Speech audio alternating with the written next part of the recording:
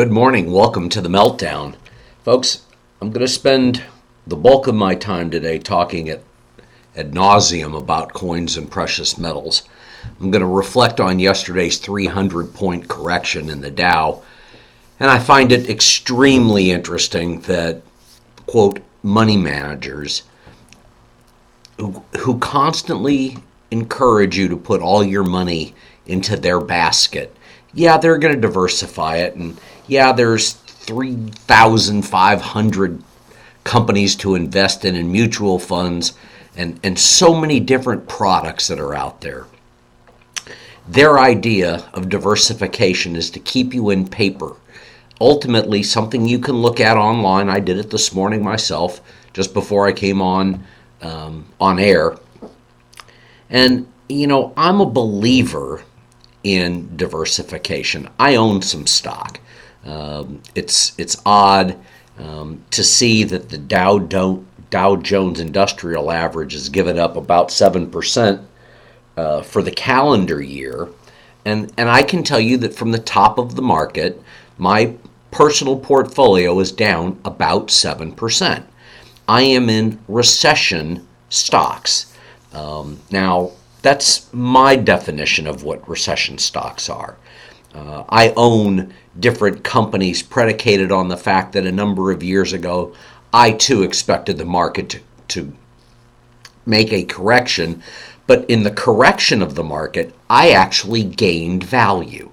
Now, I listened to a couple of people today, and of course, the stock market's had a great run the last year or so. A correction is overdue. It creates a buying opportunity.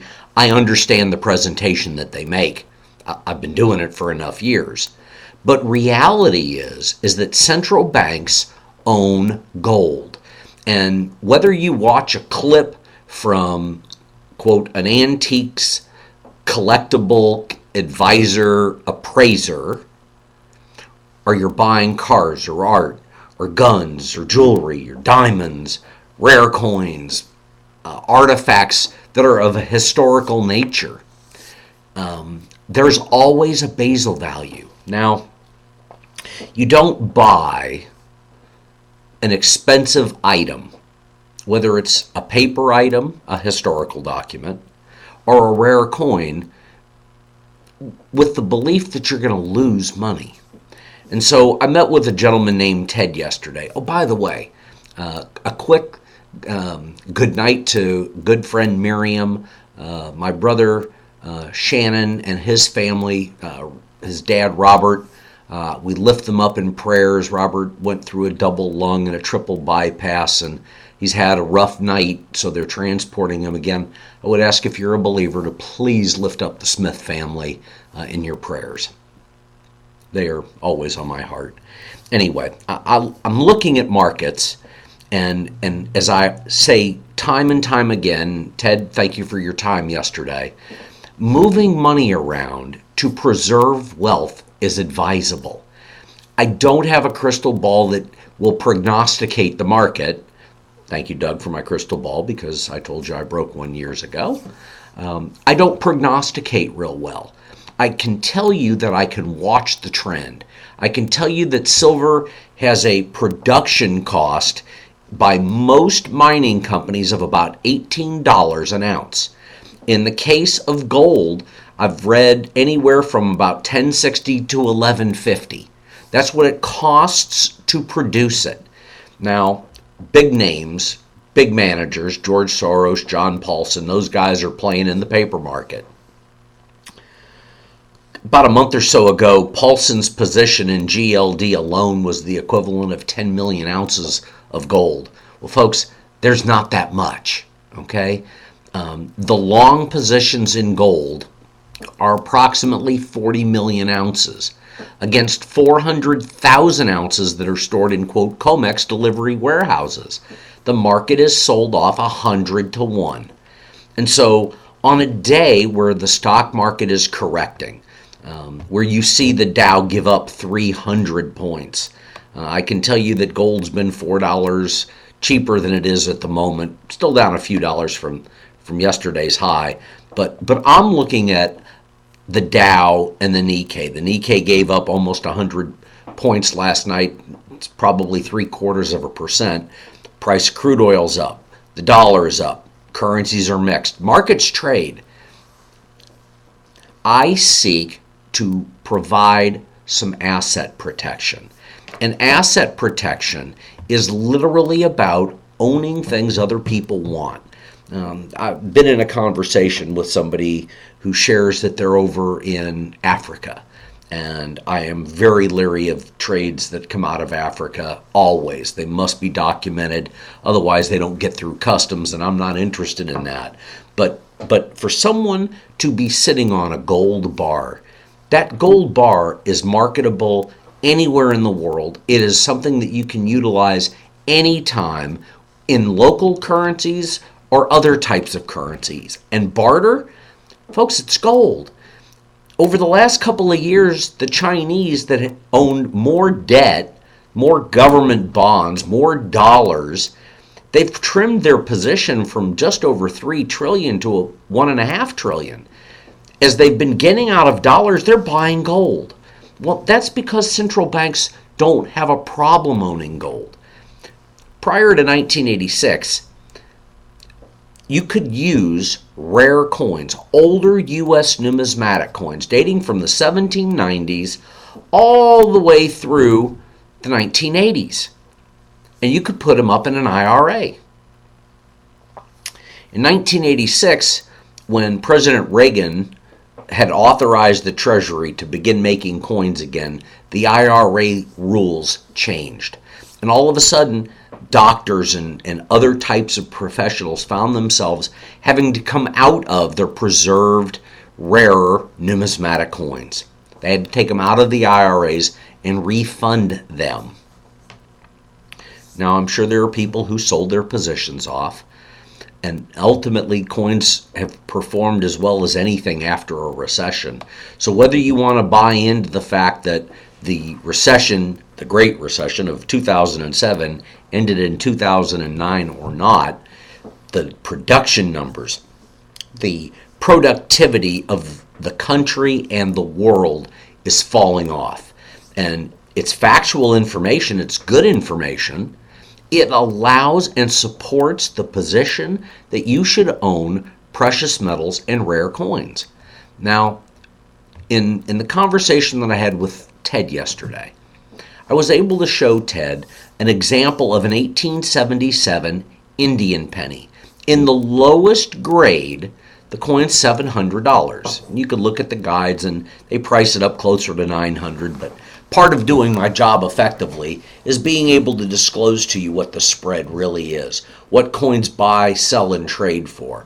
There's companies all over the United States, all over the world, but some of those companies will take advantage of the 40%, quote, investment that they're allowed to state when they sell a rare coin. That's under the FTC guidelines.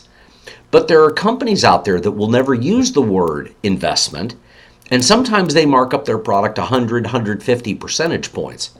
The first company I ever worked for, one day we discovered what the markup was. I shuddered over the thought and tried to get out as fast as I possibly could. Now, there are large companies. Whether you talk to somebody on the West Coast, the East Coast, the Gulf Coast, that's not the point. There's companies up along the Canadian border, and we're all over the place. There's 6,000 of us. And we never run out of material to be able to tout.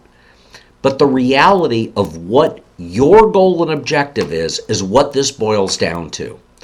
I remember back in 1990, I had gone to work for another company. I started on the Gulf Coast. I went out to the desert, Phoenix, and ended up back on the Gulf Coast.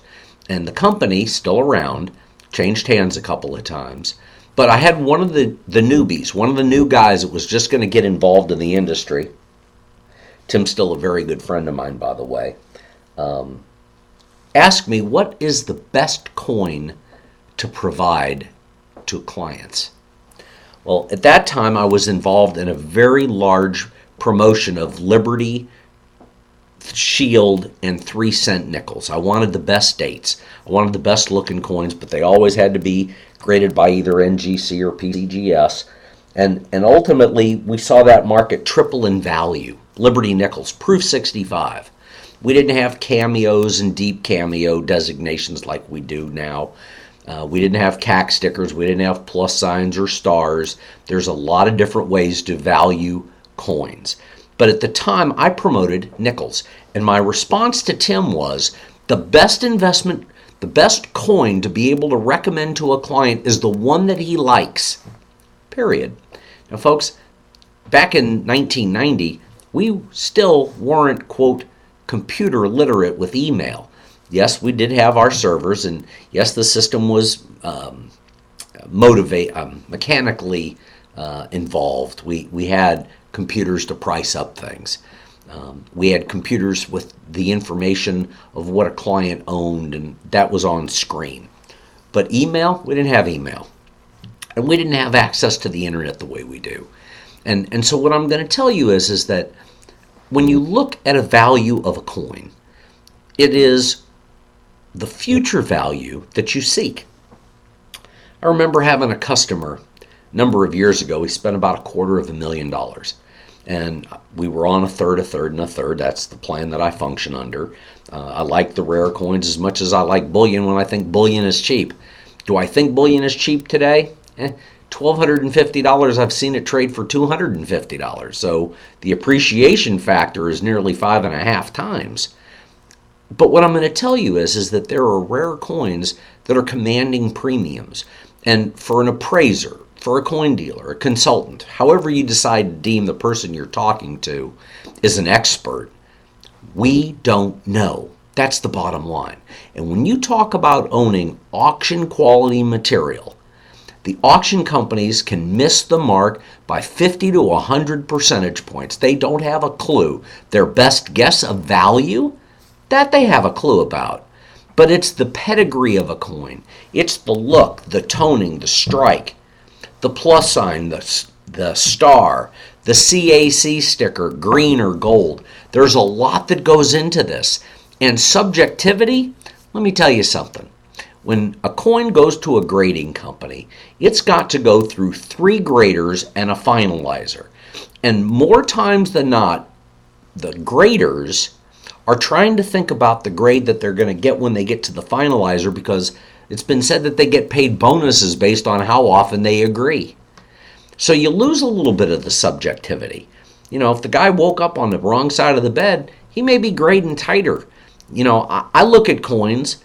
I look at all types of coins and determine whether or not I think they can make the grades that are relevant to the value. An uncirculated Morgan silver dollar is a coin that I'm going to have to buy not graded in the $42 to $45 range. If I sell them for $50, I may be making 10%, but folks, you got to buy a lot of coins for me to be able to make a profit, to make a living. There's nothing wrong with making a profit or paying somebody, quote, more than what something is worth. It's called commission, and it's how we operate businesses in this country. Maybe that's why all the businesses are in trouble, and they're borrowing money to be able to stay afloat. And how long can you juggle the whole thing to make it work?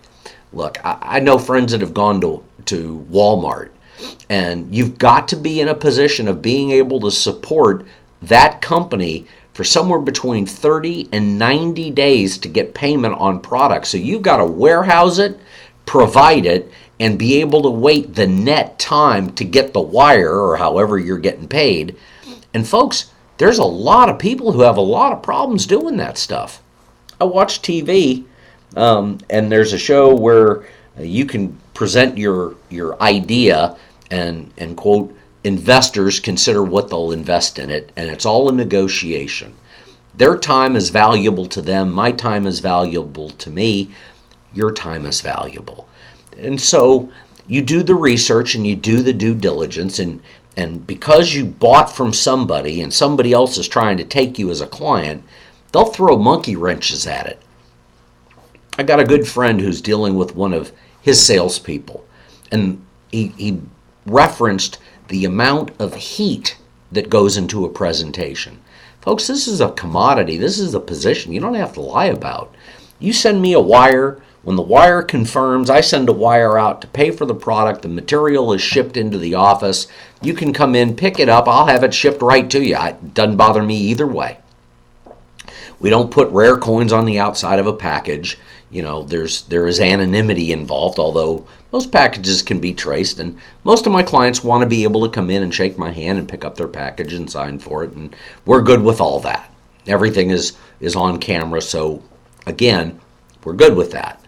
The reality is that there is no shortage of material today. That can change in moments, just like the value of the market can change in moments. I know companies that function on 10-minute delays. I know companies that are trading live at the moment. Everyone's trying to hedge their positions. Everyone wants to protect what they've got and where they're going with it. I can tell you point blank that as I watch the market and I tell people how to build a portfolio, I'm going to listen to what you have to say. I'm going to chime in with those levels. I believe that there will be a point in time where gold will trade at $1,200 again. I do believe that there will be an opportunity when you'll see the price of silver go over the $50 level. Today it's trading at $19.43 at the moment. You pay a $5 premium to own silver American Eagles. Now I can tell you that Argentina owns $75 million in silver. Seems like it would be a great deal of concern because the Argentinian government is the one who's buying it.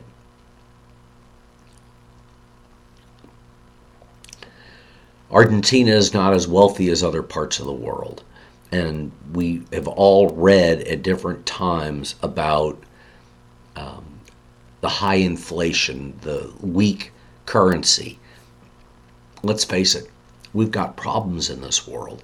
And so when an analyst looks up, analyzes, and predicts the emerging markets are in trouble, they are. I find central banks buying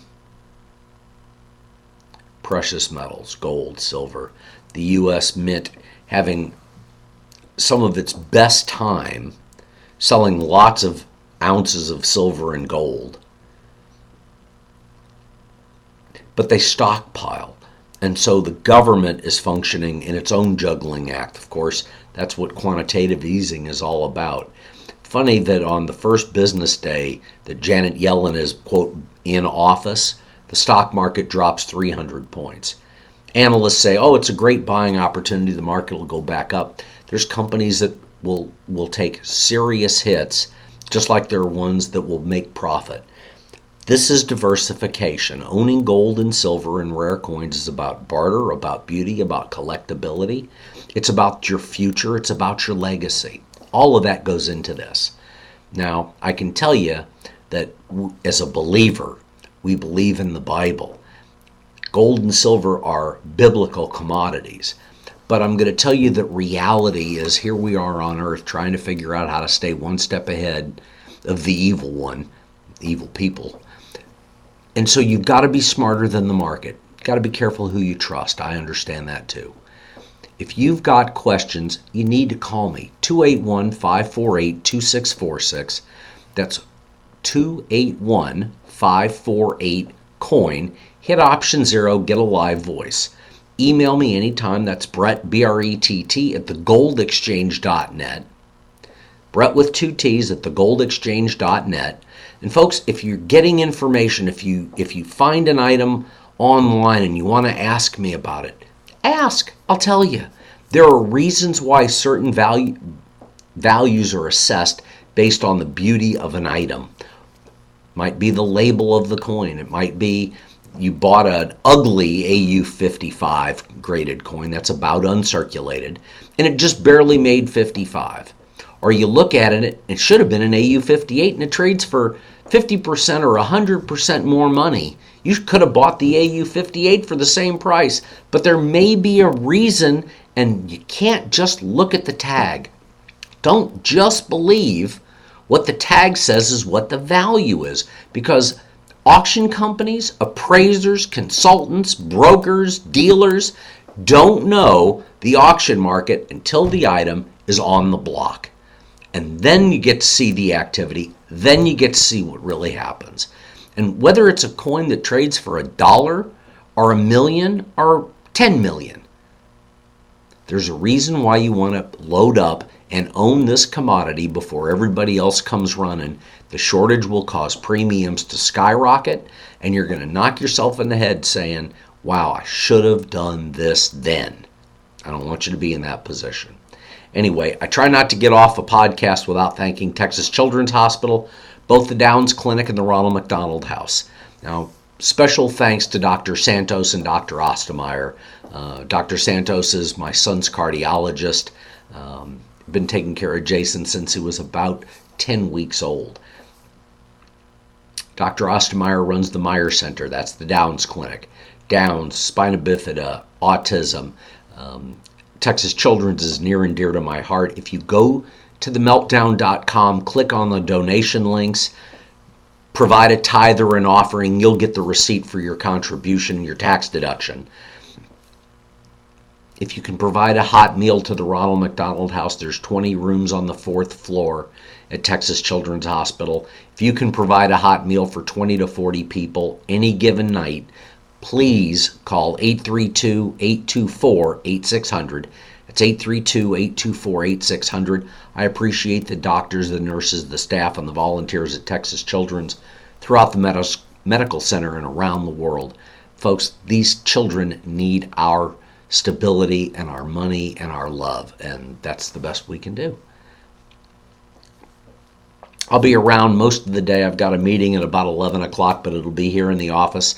If you need some help, if you're looking for some guidance, you want to buy, sell, or trade anything of value, give me a shout. Again, it's 281-548-COIN. It's 281-548-2646. If you go to the links page, you'll find the other companies that I've had access to, and we built a platform. Any information you read, if you just need some advice or you want to talk to somebody who's unbiased, give me a shout. Appreciate you listening in. Thanks again. We'll see you tomorrow. God bless you and have a great day. Bye-bye.